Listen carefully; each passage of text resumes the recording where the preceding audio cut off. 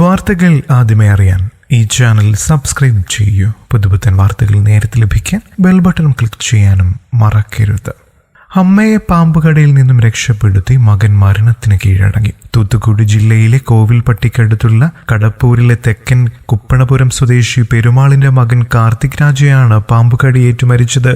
അടുക്കളയിൽ ഭക്ഷണം പാകം ചെയ്യുന്നതിനിടെ വീടിന്റെ ഭിത്തിക്ക് സമീപമുള്ള ദ്വാരത്തിലൂടെത്തിയ പാമ്പാണ് കാർത്തികിനെ കടിച്ചത്. പെരുമാളിന്റെ ഭാര്യ അർച്ചനയ്ക്ക് സംസാരശേഷിയില്ല.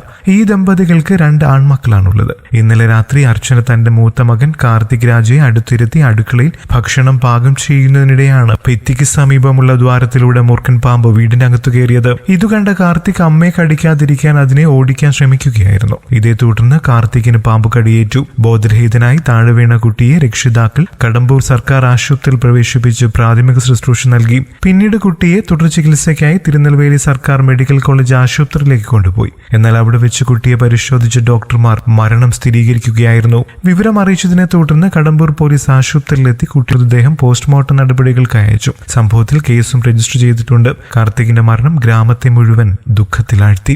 കൂടുതൽ വാർത്തകൾക്കും വിശേഷങ്ങൾക്കുമായി ഈ ചാനൽ സബ്സ്ക്രൈബ് ചെയ്യാൻ മറക്കല്ലേ. നന്ദി.